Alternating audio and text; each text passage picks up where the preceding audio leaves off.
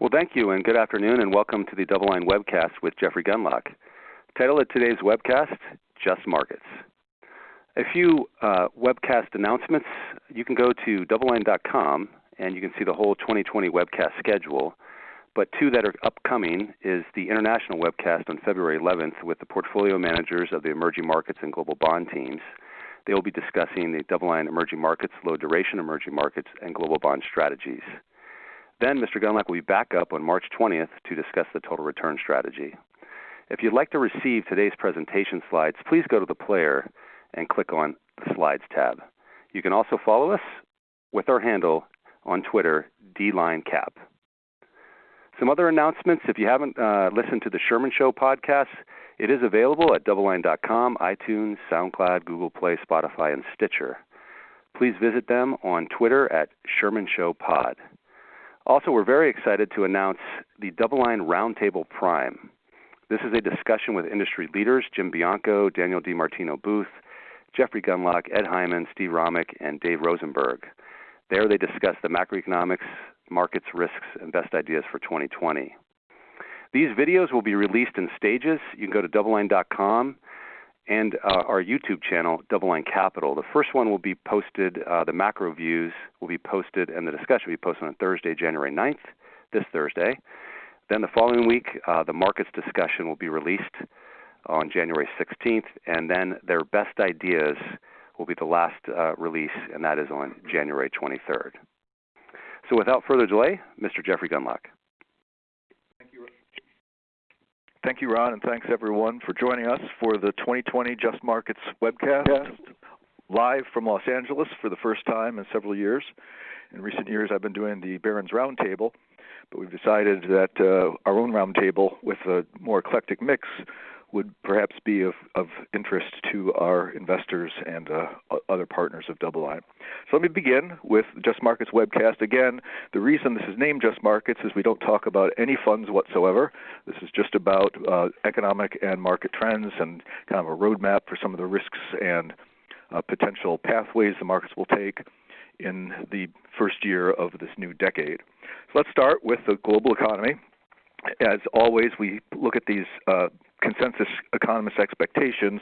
This is for world GDP growth by year. So we can see that we had 3 years, 14, 15, and 16 over there in the lower left, that were downgraded as we got closer to the end of each of those calendar years. And then 2017 and 2018 were kind of upgrade years. And 2018 was really the peak in global growth at 3.7 real. And we can see that the black line, which was the year just passed, was a pretty big decline for 2018, but it's a little bit misleading because the scale isn't all that big on this exhibit. So it went from 3.7 down to 3. It looks like it really cratered, but it's only 70 basis points, but still a worse economic performance. And then we can see 2020 in the kind of aqua line that is expecting to be about the same from the consensus of global economists of about 3.1% real GDP. In the bond market, in the year just passed, we actually have, I think, like a year and a day on here, and a year and a couple of days. We saw yields decline during 2019, and the yield curve steepen over the fullness of the year. United States, the 10-year yield dropped 77 basis points. I know the screen says 88, but it was 77 for the calendar year, literally. The 30-year yield dropped by 63 basis points. The big drop was in the 1-year Treasury bill, 103 basis points. So a little bit of a steepening from the 3 months out to 30 years, about 20 basis points on the year. And so we saw that all these other countries that are in the exhibit, virtually all of them, if not, I guess literally all of them on this exhibit. Japan, it can't really drop much because it's so low, but it dropped 3 basis points on the year. And the big winner was Greece and Turkey, some of the periphery in the Eurozone, which had multiple 100 basis point rate declines. With rates declining in Europe and Japan, we saw the volume of negative yielding global debt increase during 2019. This exhibit goes all the way back to 2011. The black line is the global aggregate negative yielding market value, and the red line is just the corporate piece of it. Those are different scales. So the corporate piece is in the right-hand scale on the right, and the aggregate is on the one right next to it.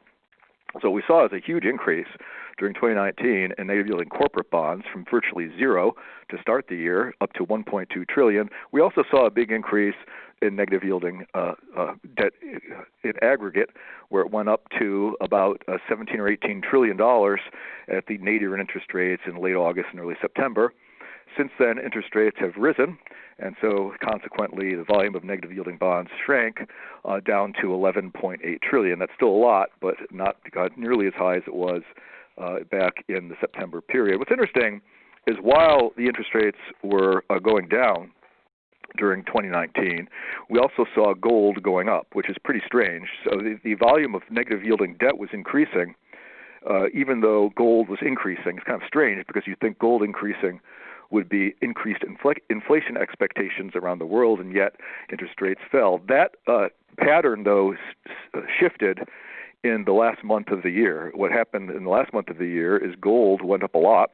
It went up from 1450. I thought it would go down to 1400. I think it still might, because the resistance is up here at about 1550 to 1575, which is exactly where we are right now. But during this rise in gold, there has been no rise in interest rates and the volume of no growth in the volume of negative yielding debt, no decline in interest rates, but no rise in interest rates either. You might have expected that now with rising inflation expectations sort of influencing the gold price, that maybe there should be more movement in interest rates, a little more upward pressure on interest rates, but that really hasn't happened much yet. In fact, for the first few days here in 2020, interest rates in the United States are down sort of a trivial amount. The 2-year Treasury yield is down 3 basis points year to date, and the 30-year bond yield is down 8 basis points.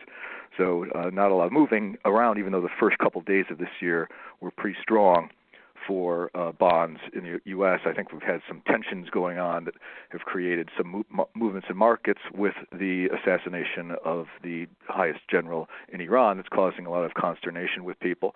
We'll have to see how that plays out once we exit the kind of fog of war period where you start to sort out what major global events kind of seem to imply. With negative interest rates in Europe and also in Japan, it's interesting to look at what the effect has been on each region's global banking stocks. So this chart goes all the way back to 1995, where we normalize all these sectors. Tokyo is the purplish line, and the orangish line is Euro banks, and the blue line is United States banks. It's kind of interesting. Japan went negative first, and they've been negative the longest. And it's really fascinating that from 1995 until the end of 2019, the price of the Tokyo stock market was down 80%. An incredible loss, and one could think that these banks, I don't mean the stock market, I mean the banking sector of the stock market, one would think that the cause and effect here is, I've been talking about in past webcasts, is negative interest rates ultimately over the fullness of time are fatal to banks. Banks can't make money at negative interest rates. So Japan is kind of proof positive of that. They really can't get out of their own way for the past 25 years. And then you see the orange line, which is the Eurozone. It actually went up just as much as the United States in the banking sector from 1995 until right before the global financial crisis, and they both went down exactly the same. It's kind of fascinating how the movements were identical. And then we got to the problems in Greece and other problems with sovereign debt and fissures in the Eurozone, and Europe went negative. What we see is that the orange line has basically on its low all the way back down to 1995 levels for the banking sector. In fact, it's actually negative 12% over the last 25 years. So really bad results from banks, not surprisingly, once we have a central banking system in that region that goes to negative interest rates. Here we have the blue line in the United States, which has climbed all the way back, so an immense outperformance by the United States versus Europe, thanks to us not having negative interest rates, I think, and also just a stronger banking system where we don't have nearly as much bad debt, bad loans, and so on embedded in our banking system in the United States, thankfully, as they have in Europe. So it's crawled all the way back. Now, the yield curve steepening is probably slightly positive for that. Maybe that's why the U.S. Banking stocks did particularly better in 2019 than the other regions. Even though the Fed eased, it did lead to a steeper yield curve, which is helpful per the general wisdom, which I subscribe to the banking, the performance of banks. One other way you can see how banks perform, I'm just going to take a look at the big bank in Europe, Deutsche Bank. which is down obviously a lot, just like the whole banking sector. And we can see that since the nadir in interest rates back in late August, early September, it's actually rallied. It's rallied pretty decently from its absolute low, but still very, very weak. I mean, it's having a very hard time getting back into the 8 handle and staying there. And obviously, my subscription for, if you want to look for positive action on Deutsche Bank stock, my prescription would be that they stop the negative interest rates. But there you have it. Now, what's on the screen now is S&P 500 versus the U.S. financials. So we saw that U.S. financials did relatively well versus Europe and Japan, certainly since the global financial crisis versus Europe, and really since the 90s versus Japan. But in spite of that, you have to keep that in perspective. The S&P 500 over the past 10 years has done way, way, way better than the financials. And, of course, that's because of the interest rate structure being, while not negative, it's not very conducive to really strong performance at banks. So the banking sector has had a 4% rate of return. The financials, I shouldn't say banks, it's the financials broadly, have had a 4% rate of return, a little less, since 2007, and the S&P 500 has a 130% return. So the financials, while they've done relatively well in the United States versus Eurozone and Japan, are really struggling versus the non-financial system, obviously, sector of the S&P 500. So the world seems to be looking for kind of more of the same from the global economy, and certainly there hasn't been much change in policies relative to short-term interest rates, except for the United States, where we had some easing against what the Fed predicted by a mile. Last December, December of 2018, the Fed was predicting multiple rate hikes during 2019, and what we got were cuts. We got a few rate cuts during 2019, and that really helped out, no doubt, the risk assets in the United States, which had really started to collapse under quantitative tightening and the Fed's rhetoric of sequential increases in rates in the future. Now the Fed seems to be solidly on hold. They don't even want to say anything. It's almost like they get in front of the microphone and they just kind of repeat the same kind of, we're going to be data dependent, we understand the risk, we'll act the best we can against what the future brings, these kind of boilerplate statements. But the Fed is perceived by the bond market certainly as being unlikely to have a big movement in 2020.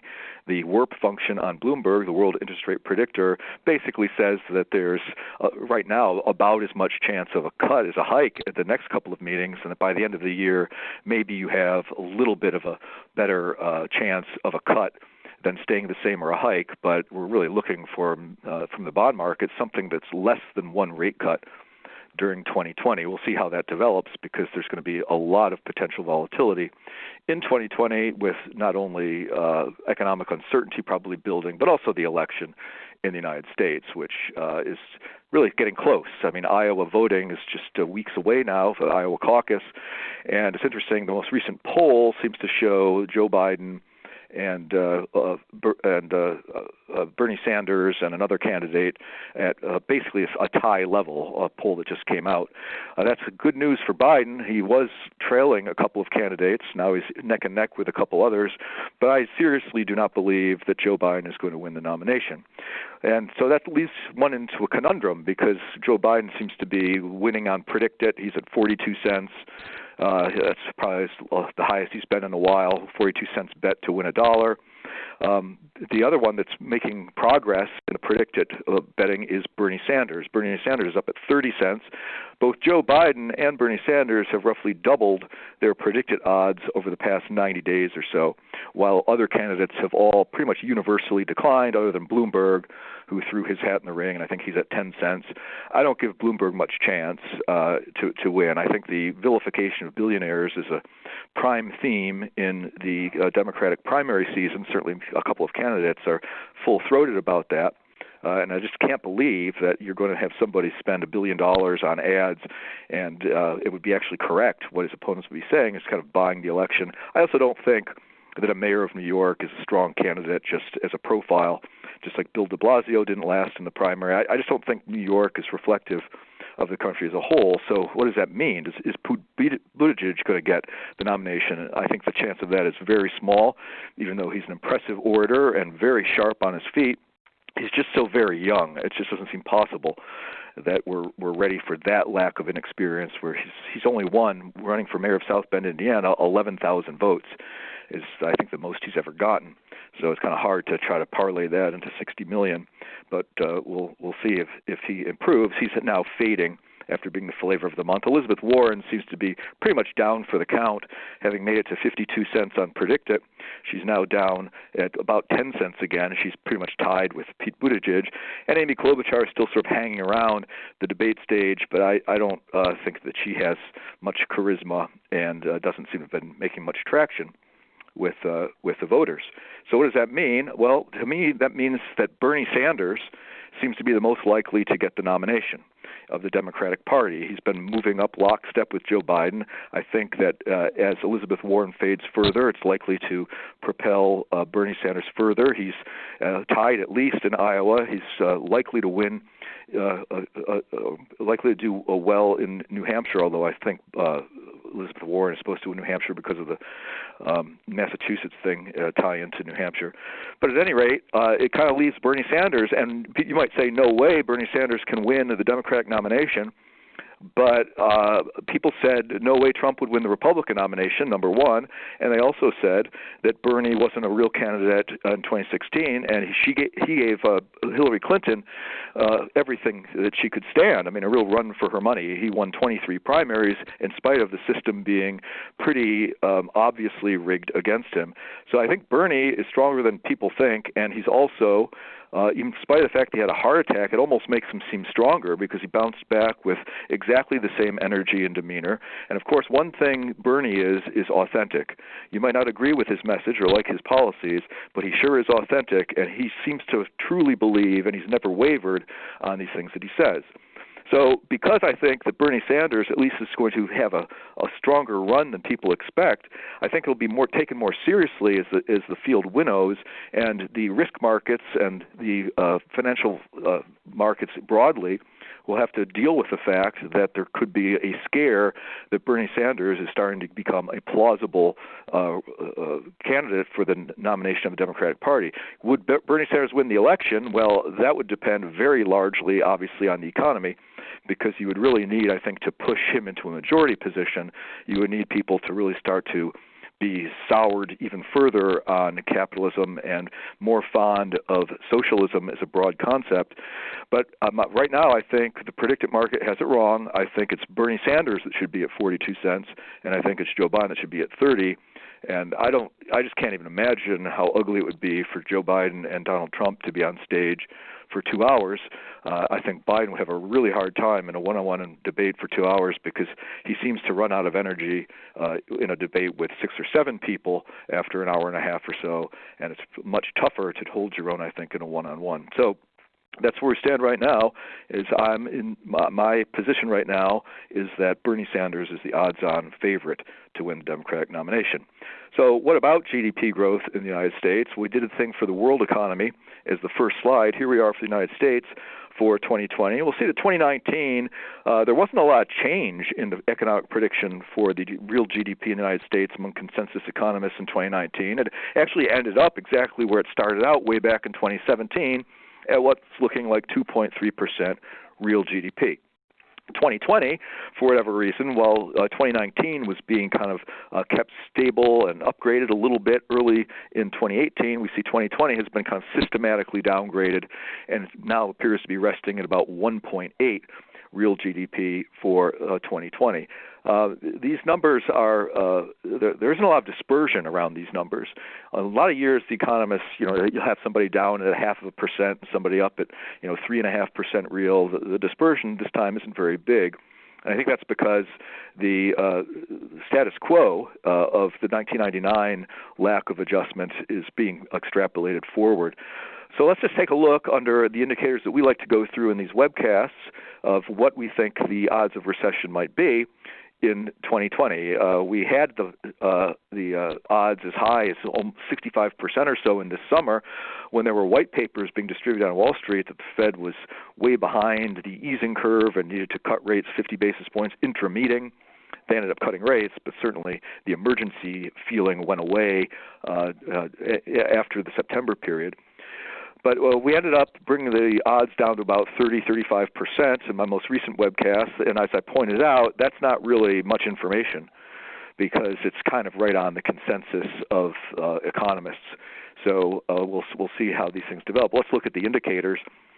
It was interesting at the Roundtable Prime that we recorded yesterday here at DoubleLine's offices. It was interesting to see the differences in opinion between Ed Hyman, who's looking for a pretty long period of economic growth without a recession, and Dave Rosenberg, who's always a little bit more pessimistic than Ed as kind of a DNA, but he's looking for, he believes the recession risks are being greatly underestimated, and he points out, which I agree with, that the labor market is really a key to the economic outlook, and there's signs that if you get out a magnifying glass, you can see some signs of the labor market weakening. It's way too premature to say that they're alarming in any way.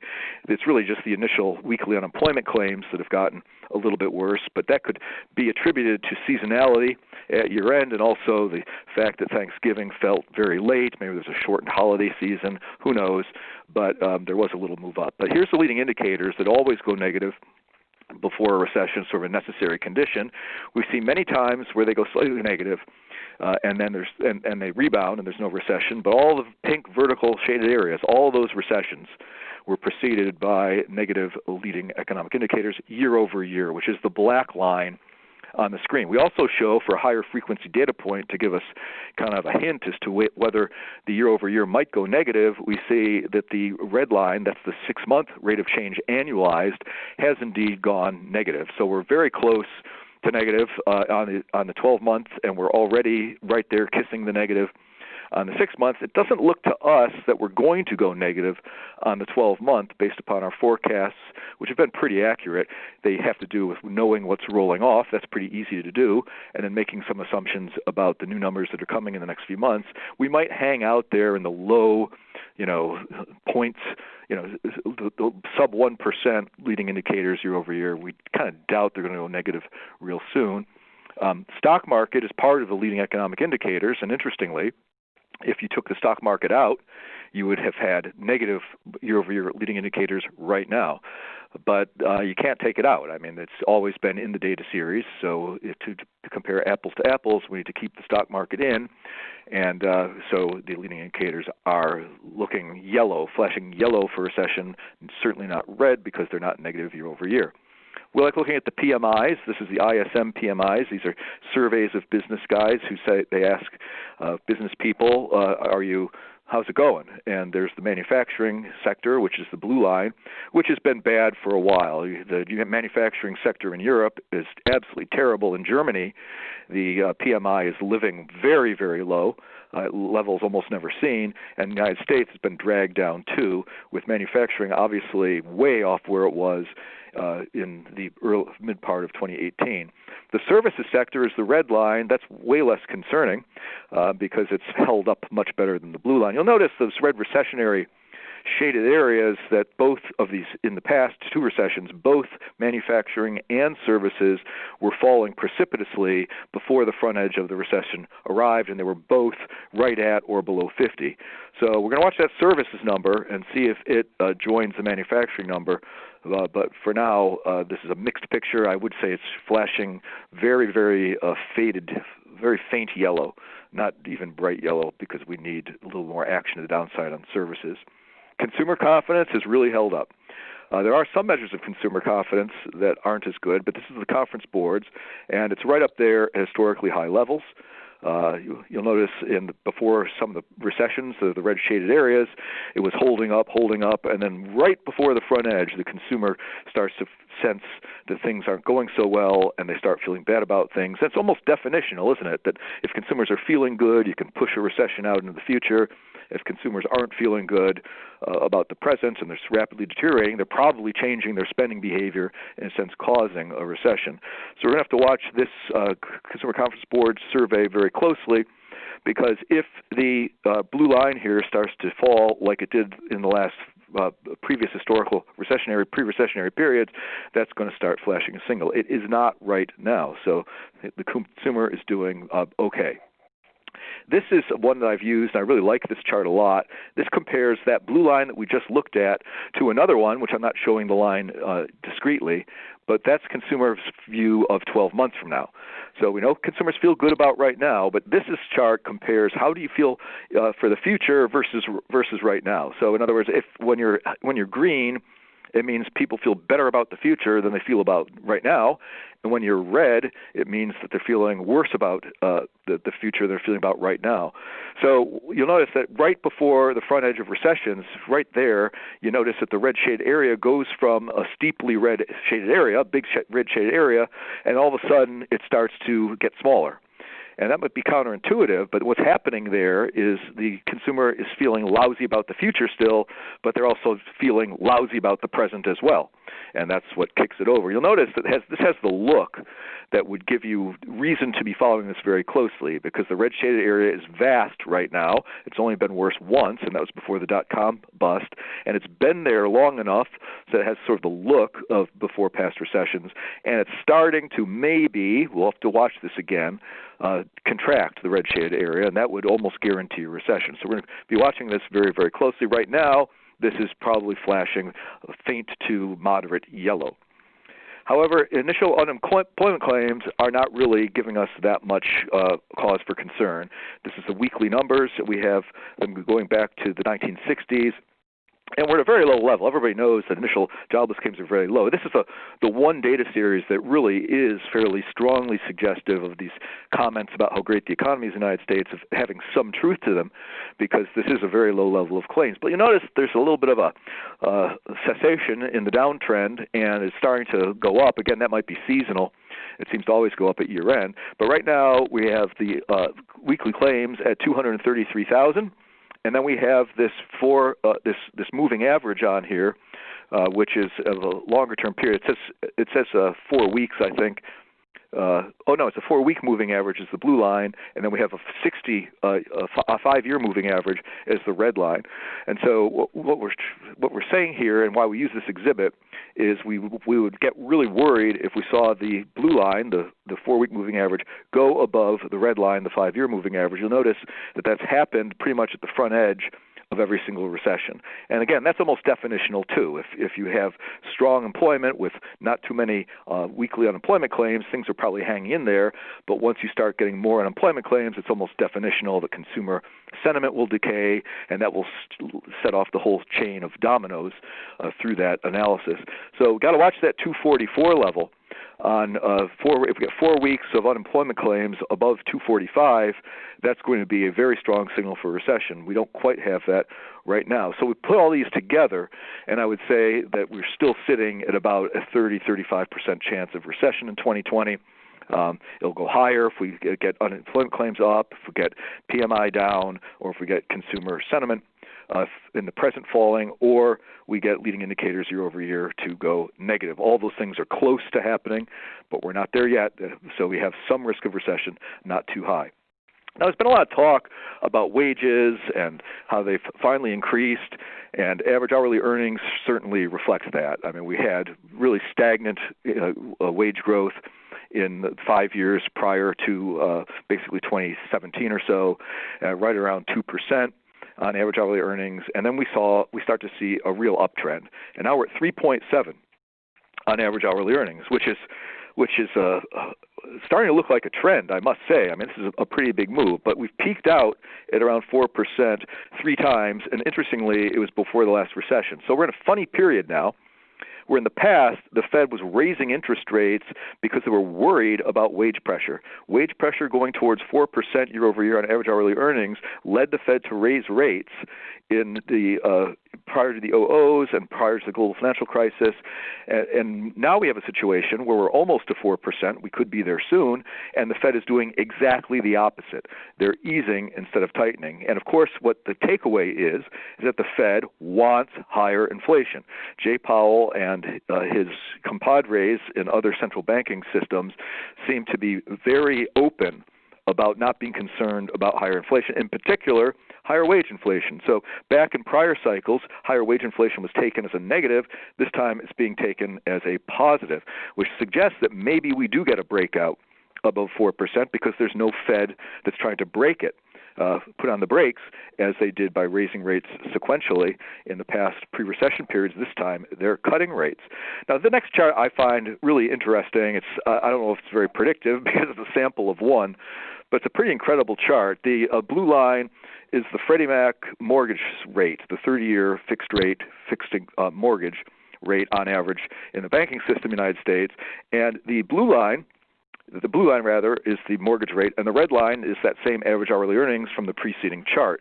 And there's been one time in the past that the average hourly earnings was above the mortgage rate, and that was back in 1972. And you can see that right after that happened, we saw a 1,000 basis point increase in the mortgage rate, the blue line. Now, that doesn't mean it has to happen this time, but it sure is interesting that ever since 1975, we've had the mortgage rate higher than average hourly earnings, and if we cross over with average hourly earnings going higher, maybe that'll mean that we finally start to see organically higher interest rates in the United States. It certainly happened the last time. This time, however, the Fed would probably be quick to do large-scale asset purchases. That's what Jay Powell has said.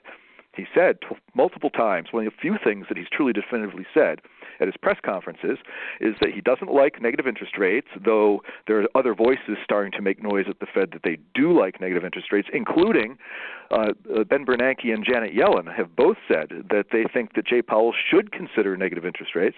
I applaud him loudly for not wanting negative interest rates. We saw what it did to the banking systems in Japan and Europe relative to those in the United States, at least by stock market performance. So thankfully, he doesn't think negative interest rates are a very clever idea for the United States, but he does like the idea of quantitative easing. In fact, they don't call it quantitative easing. I think the Fed rightfully gets a lot of grief for increasing their balance sheet back to over $4 trillion, but because they're doing it with repo facility, they say that it's not really a quantitative easing. I mean, it's kind of technically, if I get semantic, I guess I could say that, but they're certainly providing liquidity and they're certainly building up their balance sheet, and that provides support to the financial system as it has every time.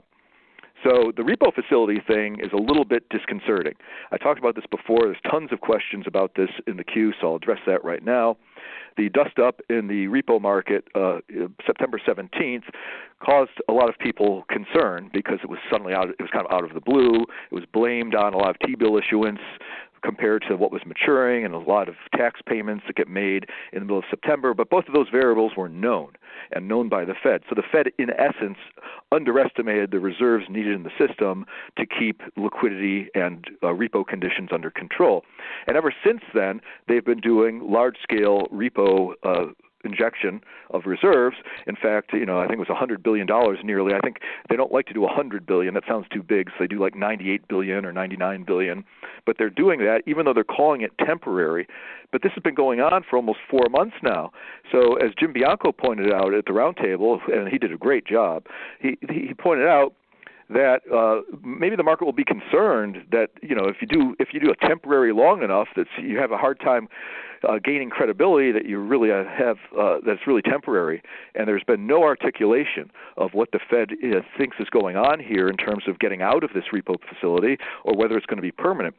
So we'll see what happens. But QE4 would probably, with virtual certainty, real QE4, buying of long-term bonds, buying of mortgage-backed securities, could very well come back as a consequence, as a response to higher interest rates. So I kind of think the pattern here should be a steeper yield curve still, with the Fed very unlikely to raise rates, and with gold going up and with inflation expectations starting to show some signs of life. I think there, and the supply, of course, of long-term bonds still kind of bigger than ever relative to the last few years and very high as a percentage of GDP. I think organically interest rates would be rising. What I mean by organically is without Fed manipulation. But the Fed has us on notice for manipulation. So what you want to think about relative to the Treasury bond market is you should probably be defensive relative to the long end right now, and then when it starts to cripple the economic forecast, it starts to cripple the stock market, which it did back in 2018 and probably would do again or will do again, I think what you're going to have is a buying opportunity in bonds if you front run the quantitative easing that will come in. That's a tricky game, and we'll try to figure out how to do it the best we can for our investors and ourselves. But I think that's kind of the roadmap. So there's pressure. There's some upward pressure on longer-term interest rates, I think, but the Fed stands ready to counteract that in rhetoric that is very plainly spoken. Cost index, another measure of inflation, it's not as strong as average hourly earnings, and it's also stopped rising during 2019, but still elevated, still higher than the CPI. It's at 2.8. I just thought we'd check in on this because I haven't heard people talking about employment cost index for a long time. Here are measures of core inflation. There's a lot of them here. There's only one that's below 2%. So it's laughable that the Fed talks about how they can't get inflation to their target of 2% because the Federal Reserve Bank of Cleveland median, the red line, is nearly at 3. The green line, which is Atlanta Fed's sticky core, is up at 2.8. We've got the CPI core at 2.3. We've got the Dallas Fed trimmed mean 1 year. Boy, that's an arcane one. That's at 2%, but in an uptrend. Then we got the PCE, the one the Fed likes the most, and that's at 1.6, or at least historically has relied upon the most. Why is it so much lower? One of the reasons is the healthcare component of the PCE, core PCE, uses Medicare reimbursement rates as its healthcare inflation. When there's plenty of healthcare inflation and plenty of healthcare that is not paid that Medicare reimbursement rate, so it understates the cost of healthcare, and I think that's done intentionally. Quite frankly, I think the Fed wants to rely on an inflation index that is the lowest one, so that they can kind of hide behind the fact that there's one reason to not be hiking interest rates, or at least it would give them cover also to cut interest rates. They're talking about symmetric inflation again. Symmetric means we have to make up for the sins of the past, that we had less than 2% inflation. This has no theoretical value in my view at all, but this is the rhetoric that we need to make up for past too low inflation. So they're going to let things go higher. We already have the core at 2.3 and other measures of sticky inflation even higher, and the Fed likes to look at the core, and they're not going to raise rates. Well, in 2018, this is a little cartoon, the central banks were chasing the market, and in 2019, it was the markets chasing the central banks because the markets were cratered at the end of 2018 and then based upon the Fed, and then the Fed completely pivoted and completely did a 180, and the markets had to run to catch them. That meant the 2-year Treasury yield falling by 90 basis points. It meant the bond market yields not going up at all, and it meant stock markets and junk bonds and emerging markets and Bitcoin and gold all doing great in 2019. So very often you get a flip. So 2018 was a terrible year for most financial assets, so you get a flip. 2019 was a great year. We're not off to much of a start this year. Things are kind of unchanged, although it's early in the year. I don't think I'm going out on a limb saying I certainly don't expect returns on stocks or bonds to come anywhere close in 2020 to where we're in 2019. They don't have nearly as advantageous a starting point. I mentioned how they're expanding their balance sheet. Here it is. They started doing quantitative tightening back there late 2017, and they did a complete V bottom in their balance sheet behavior in response to the cratering risk markets. And it's interesting how they don't call it quantitative easing 4, but it's at exactly the same pace as quantitative easing 3. The slope of the blue line is exactly the same as it was right during the full-on teeth of quantitative easing, parts 2 and 3. So it's expanding really quickly, and one thing that we conclude from that is there seems to be a high correlation between the Fed's balance sheet size and the shape of the Treasury yield curve. This is a black line is the total assets of the Federal Reserve banking system, and the red line is the spread from the yield spread between the 3-month and the 10-year. So it was negative and inverted, and now it's positive by about 27 basis points, and that U-turn came at exactly the same moment as the U-turn of the Fed. And so with the Fed still expanding their balance sheet and likely to, if anything, accelerate it, seems to me that the yield curve should steepen. With the Fed being predicted rhetorically on hold and being predicted by the bond market, if anything, to be more biased to cut, and the Fed seemingly committed to balance sheet growth, I do think one should stay away from the long end of the bond market and look for a better buying opportunity than what we have right now. This is a busy chart, but I like it. It colors in blue QE1, 2, and 3 periods, and it colors in yellow some other things, the tapering of the balance sheet, and then there's quantitative tightening that's in red, and then we see this total balance sheet in gray, which is on the left-hand scale, and then the black line is the 3-month, 10-year spread. And it's really interesting that it happens every time. Let's go back. Let's look at the blue shaded area at the left. As they were doing quantitative easing 1, the yield curve steepened. As they were doing quantitative easing 2, the yield curve steepened. As they were doing Operation Twist, the yield curve flattened. As they were doing QE3, the yield curve steepened. The tapering, the yield curve flattened. And then quantitative tightening, the yield curve flattened a lot. And now, with the balance sheet growing, the yield curve is steepening. And this is a clean sweep. So at this point, I think there's a lot of data that suggests a steepening yield curve if the Fed continues to grow their balance sheet, which is the base case. I said that the Fed wants higher inflation. Here it is in black and white from late October from Jay Powell himself. I think we would need to see a really significant, not just significant, really significant move up in inflation that's persistent.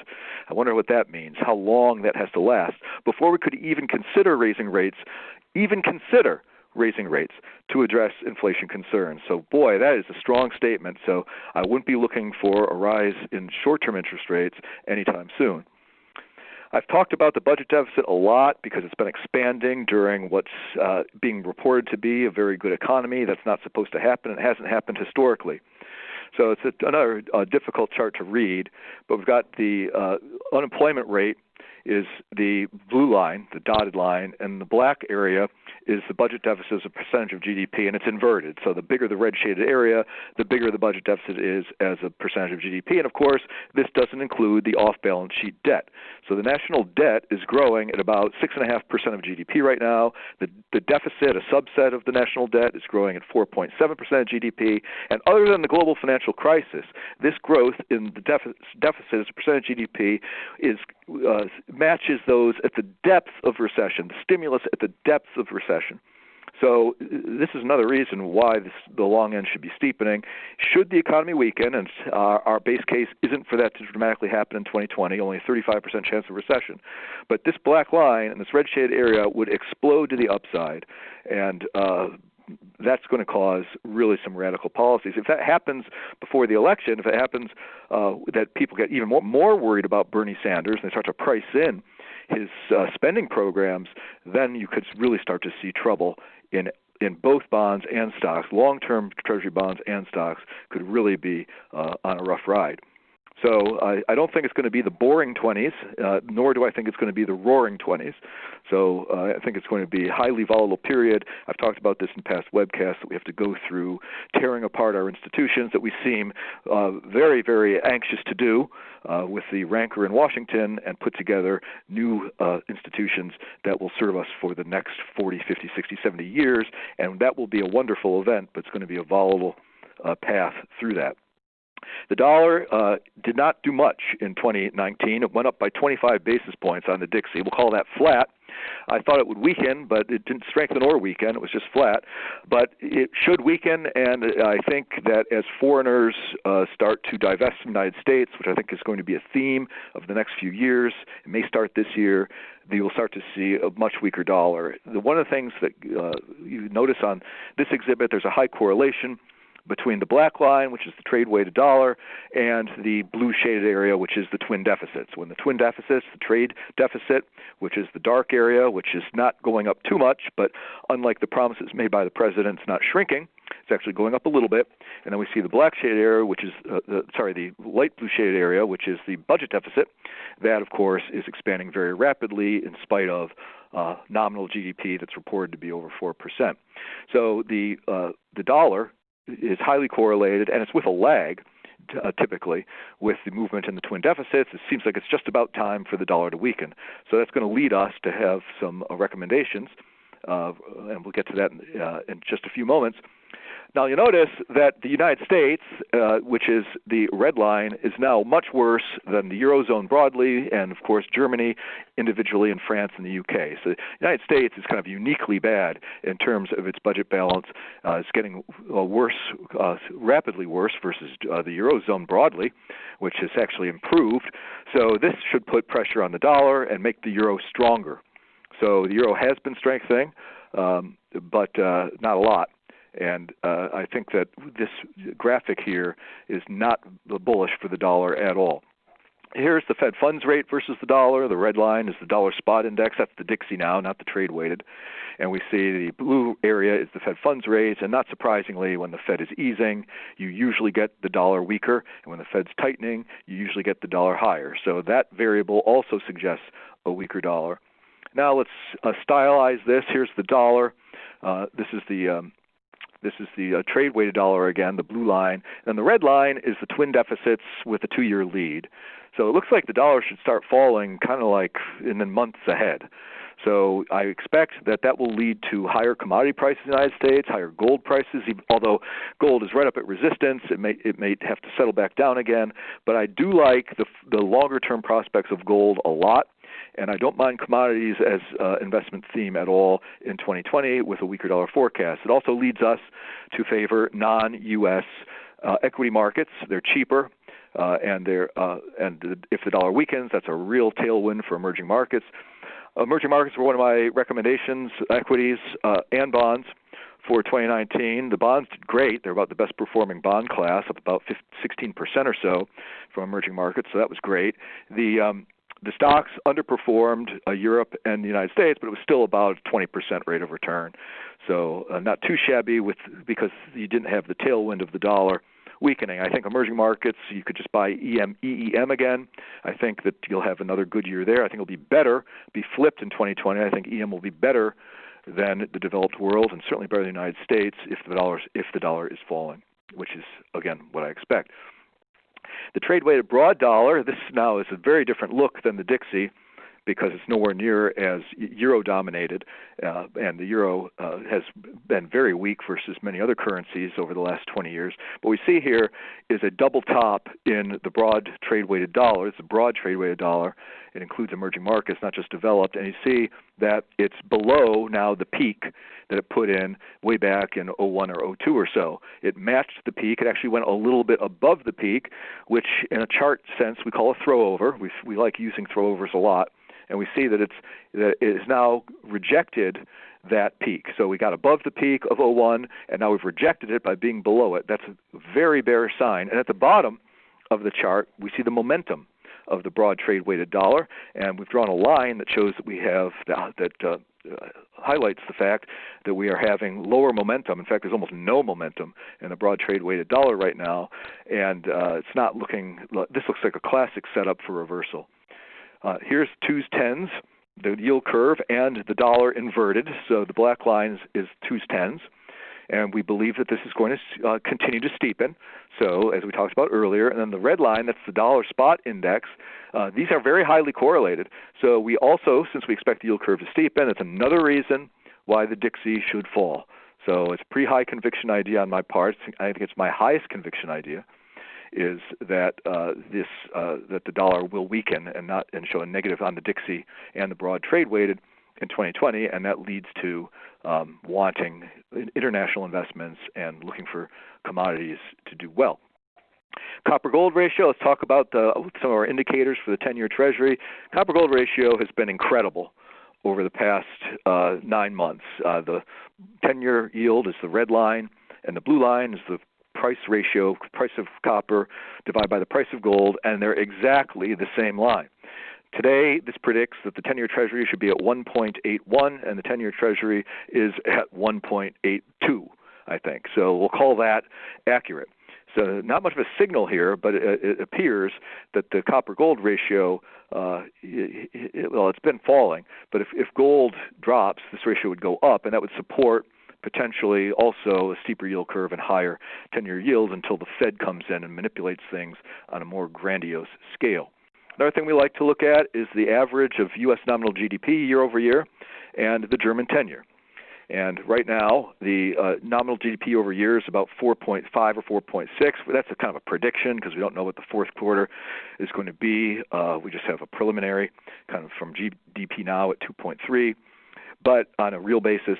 But nominal GDP, if it's around 4.5% or so, and the German 10-year is about negative 30 basis points, you average those two together, the 10-year Treasury should be around 2.1 or 2.2. And so that kind of suggests, again, from this indicator, that there's modest to moderate upward pressure on long-term interest rates. Remember that it was only about a 40 basis point increase in rates from September's low till September 17th when the repo market fell apart. That was 40 basis points it took to cause a financial accident in the system. And so if we get the 10-year Treasury to go up to 2.2%, that would be about a 40 basis point rise. It wouldn't be all that surprising to see some sort of another problem in the financial system, because one thing that seems clear is as the decades have rolled on with this debt scheme, that it takes less and less of a rate rise to break the economy. We keep getting lower and lower interest rates that precede recessions, and that seems to be likely to be the case this time. It wouldn't be the case if the Fed left things alone. We'd probably have the 10-year Treasury go up to 6%, but that's not going to happen because the supply isn't going to be allowed to price freely. 10-year yield and leading indicators also have a correlation. I've never used this slide before. It's kind of curious that the Conference Board leading indicators, the red line, year over year, and the blue line, the 10-year Treasury yield, are highly correlated. This is another reason why our models should say that maybe the leading index will not go negative, and that therefore we would not have a recession that likely in 2020. 10-year Treasuries, I just want to point this out. You hear people saying they're being supported by foreign buying. To the extent that's true, it's probably not hedged back into their own currency. The blue line is U.S. 10-year yield, and the red and the orange and purple lines are that yield to Japanese and euro based investors, if they hedge back into the yen or the euro. So they do not get a positive outcome. In fact, in the eurozone, you get a worse hedged yield if you're German than if you buy the German Bund, and in Japan you get a worse net yield if you hedge than the JGB. So that's not probably happening. So to the extent that there's money coming in, and we see this in the data on corporate bonds, there's been tremendous inflows from Japan in particular, they're doing it naked. They're not hedging. One of the reasons the dollar has held up, I think, is because there used to be a neutralization when they purchased treasuries or corporates or mortgages or any U.S. asset. They would hedge it back. If they stop the hedging, that's incremental demand for the dollar. That's dangerous, because that means that they're doing it out of desperation, and I can well imagine that's the case. If you're a German insurance company or a Swiss bank, you are dying with these negative interest rates, and so you have a need to do this. You don't want to do it. It's not greed-based. It's more fear and need-based that they have to do this. So once you do something out of need, you tend to have a very, very quick trigger finger to get out, because you don't really want to be there. You just have to be there out of need. So another thing that could lead to an acceleration of the dollar to the downside would be if we ended up having, say, higher interest rates in Germany or other differentials that led them to stop buying. There's a thing called Dow theory in the stock market, which goes back to Charles Dow, goes back a long time, and the theory is that you got the industrials, Dow Jones Industrial Average, and you have the Dow Rails, which is now the transports, and the idea is that manufacturing is the industrial index. I know it's not nearly as purely manufacturing as it used to be, but the idea is that if it goes to new highs, it sounds like the manufacturing and the industrial economy is doing pretty good. It's kind of weird when you contrast this to the manufacturing PMI, isn't it, that's down there at a distressed level. But the Dow Jones hit a new high by a lot during 2019, by a lot more than other sectors of the U.S. market. In fact, the Russell 2000 is still below its high of October 18. So it's not really true that the U.S. stock market is going unequivocally to new highs. It tends to index you can see the transports, which is the blue that replaces the rails. That's not at a new high either. It was higher in September of 2018. And so this is a really big Dow theory bear signal. It hasn't been working, but that doesn't mean it won't work.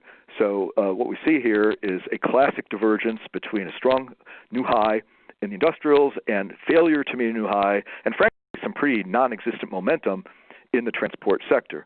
So with the stuff that's going on in the Middle East, one can imagine that if the wrong thing happens, if this thing takes the wrong path, we might kind of partially knock out some refineries in Iran. We have the precision to do that. We proved that by taking out Soleimani. They said a couple days earlier, there's nothing you can do about it. And we said, well, how about we can take them out with total precision?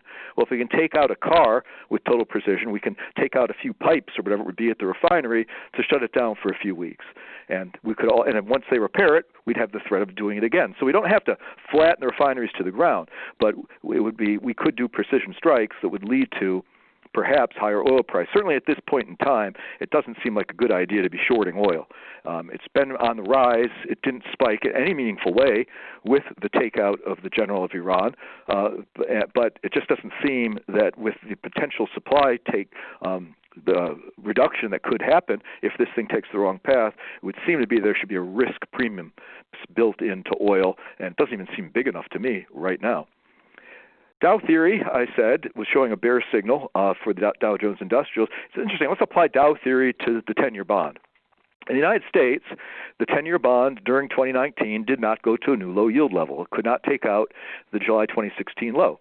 The German bond went to a new low. So it's almost like the industrials relative to bonds is Germany. They went down to a new low. Let's be like a new high in price. And the United States couldn't do it. So there's a big divergence there. I'm going to apply Dow theory to the bond market and say this is another reason to believe that interest rates have bottomed. I said so in the summer that they'd bottomed for the year. That turned out to be the case. I think that we're looking at higher long-term interest rates first in 2020, and then we're going to see the potential for manipulation. Markets, I like this cartoon. It's the Fed keeps saying inflation can't get to 2%. So this is funny. Someone takes a prop plane, flies by with one of those like advertisement banners that you see at Santa Monica Beach. Core CPI is 2.3. Well, but we already pointed that out. All right, this is a chart that we used a few years ago. Let's check in on it because I think it's timely again. This is commodities versus the Dow Jones ratio. And I think this is just prices. I can't remember, but we also recreated it with total return, and it told somewhat of a similar picture. But this is the Goldman Sachs index back to 1970, and then some other index before that, going all the way back to 1917. And then we are comparing that to the Dow Jones valuation. And you'll see it moves in huge sweeps. You go down to levels when the commodity valuation is down at 0.1 of the Dow Jones ratio, and that's happened basically 3 times in 100 years or so. One was in 1929, one was in 1960s, and one is right now. And then sometimes commodities start to really outperform, and you start to see a total reversal, and the commodity valuation goes all the way up to basically the Dow Jones. So this is a really huge buy signal on a valuation basis for commodities. I don't think you want to invest solely on valuation using this chart because you can notice how long it can take to work. Back from late 50s into the early 70s, this went nowhere. You didn't lose any money in commodities, but you didn't do any better than the Dow Jones. I think with the weaker dollar, the valuation in the U.S., the Bernie Sanders digestion that has to happen in terms of market risk, I think that this black line is going to head up during 2020, but maybe it'll be a 2021 event, but certainly valuation's on your side, and if you're a long-term investor, you want to be on the side of valuation. Well, not surprisingly, the dollar, inverse dollar versus commodities is highly correlated. We see here the red line is the dollar spot index, that's the Dixie, and the black line is Bloomberg commodity index total return, and they look very similar. Expecting the red line to move up, which means the dollar going down, we would expect, therefore, commodities to do better. So that's part of our thesis for the quarters ahead. Commodities are doing fine. Don't let anyone tell you commodities aren't doing well. Gold is doing great. Gold to 12/31/2018, so a year and a few days, is up 21%. The gold miners, the GDX, which I recommended a year ago at the Barron's Roundtable, blew away the S&P 500 by like 1,000 basis points. Gold did great. Silver has super volatile, always is, also did great. And every part of the commodity market except for grains had positive returns. So it was a good commodity year. It wasn't a great commodity year, but thanks to the fact that stocks did really well on a rebound from 2018, the comparison evaluation chart actually got more favorable for the future relative to commodities. Okay, so the world stock market, this is the MCI All World, the whole thing, went to a new high. And if you're a head and shoulders bottom person, I guess you could get excited about this chart because it looks like a massive head and shoulders bottom going back to 2018. I don't really subscribe to that because there's way too much heterogeneity in here. But we have gone to a new high in the world stock market, but just because of the U.S. If we take the U.S. out, the whole rest of the world is down from not only from its high in late 18, it's about matched its high, but it's below its high, which was January 26th of 2018, which really looked like a blow-off top at the time. And the momentum isn't all that good for the non-U.S. stock market either. We've gone to a local new high recently, and we have a divergence in momentum. So it's all because of the U.S. Let's look at the performance of the U.S. versus other sectors. This is taking the S&P 500 return and comparing it to the Morgan Stanley All World ex-U.S. So it's basically takes those two prior slides and puts them together. We can see the U.S. is at a new high. The ex-U.S. again is not a new high. But you notice that it's interesting that the U.S. has really stopped outperforming, and really the peak in the outperformance really goes back almost to 2018. We have the black line at the bottom shows the gap between the two, and yeah, we're closer. We're a little bit above where we were in late 2018, but we're below where we were in August of 2019, and you're really not making any progress. So it's interesting that the valuation of these other stock markets are better, and it's no longer really a pain trade, like you're getting left behind if you own. And I don't recommend this. I don't like European stocks with all the rancor over there and the negative interest rates in particular. But you're not really getting killed if you own non-U.S. stocks. You're doing just about as well, at least for the last 6 months. I think this black line is going to go down in 2020, so you're going to outperformance. So I'd recommend the non-U.S. stock markets as an overweight to your normal weightings. Here's the emerging markets versus the S&P 500. Same picture. Here the peak was in January 26, 2018, so both the non-U.S. developed and the emerging markets peaked on the same day. And relative to the U.S., they've underperformed since then. But the underperformance even of EM, here again, going back to October of 18, has been trivial. I mean, it's a couple of percentage points. So it's not like a super pain trade, and I advocate staying with a mix that is more weighted than typical to non-U.S. equity markets. Here's an interesting thing, the MSCI Emerging Market ETF, EEM. It's kind of right there at a major level. I mean, is it possible it could break out above it? I think if it does, it would have a really big run. It's just interesting. Watch that level in the EEM. A lot of resistance there at about 450 or so. Here again, the S&P 500 versus emerging markets. Again, not surprisingly, the trade-weighted broad dollar and the outperformance of S&P 500 or the underperformance of the S&P 500 are the same line. Expecting the dollar to go down is another reason to expect an outperformance by, say, here in this case, emerging markets. And here's the Shanghai Composite versus the S&P 500. I haven't used this slide in a long time. It's interesting. The peaks seem to be 1.2. You get to moments where the Shanghai is 1.2 outperformance, 20% greater outperformance than where it started out. And then there's time periods where it's down at about 0.3. We're right up there again near the high because the Shanghai underperformed until especially recently in the latter part of 2019. I'm not a big fan of investing in China. I just think there's a lot of uncertainty, but this would also further the case that at least on a valuation perspective, some of this non-U.S. stuff is historically at an attractive level. People talk about the trade war or the trade phase one deal. Follow the KOSPI, the Korean Stock Exchange. The South Korean economy is extremely export sensitive. So when the trade war was looking bad in the middle of 2019, the KOSPI was doing very badly. Then there was talk of phase one. We kind of rallied up, but we haven't gone up very much. I mean, this is almost back to Trump election time period. So one of the things this tells me is that the great belief that this phase one trade deal or more broadly spanning trade deal is likely to happen before the election. I've been saying that it's never going to happen. This phase one thing is just cosmetic. I mean, it's us forestalling tariffs or reducing a few, and it's them saying we'll buy some soybeans maybe after the next election.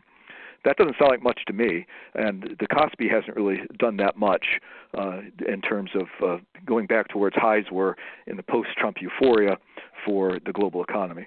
So there will be no trade deal. That's almost a certainty now with the election, just 10 months away. There's just going to be a lot of distractions.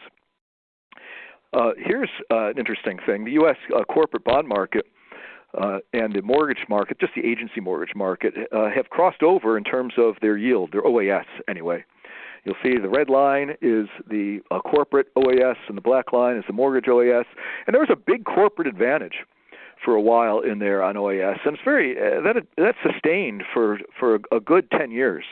And now they're almost exactly the same. In fact, the mortgage one is 3 basis points less.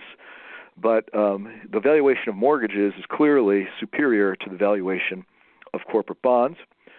Here's something else that's really curious. I think this speaks to yield starvation globally and also speaks to the U.S. economy probably isn't as great as people like to talk it up. The red line is the outperformance of the S&P versus the Russell 2000. So once Trump was elected, the S&P 500 blew away the Russell 2000. Now, the Russell 2000 is smaller companies that are more economically sensitive to prospects in the United States.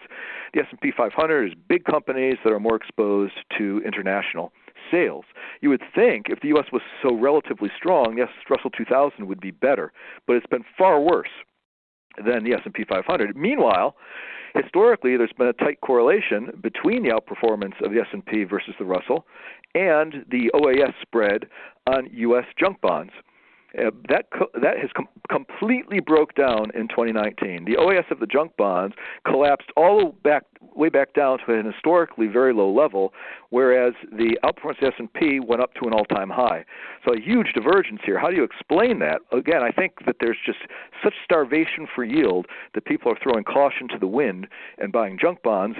I mean, double B junk bonds, we'll talk about in the next slide, yield less extra yield versus triple B investment grade corporate bonds than basically any point in history. It was worse back in 2005 at 45 basis points. But here it is done at 62 basis points. I think one of the worst investments in the bond market are double B corporate bonds. I think you're much better off owning triple B. I don't even like triple B, but I don't like double B corporate bonds. The actual corporate double B corporate bond section of the junk bond market only yields about 3.75% to no losses. If you want 3.75% with the type of risk to the downside, but much better risk to the upside than junk bonds would represent, you just buy stocks. I mean, you're much better off, I think, not that I like the S&P 500 very much, but I think you're better off in it on a risk-reward basis because you're not giving much yield versus the junk bonds. And we all know that junk bonds go down 50% when the recession comes and the default cycle hits.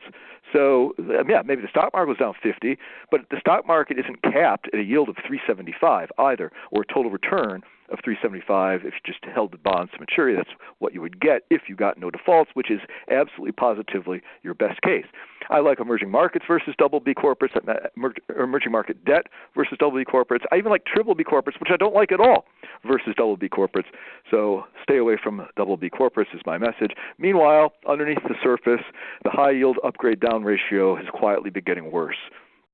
So what we see here is now a ratio of 1.00. So it's exactly as many upgrades as downgrades as upgrades.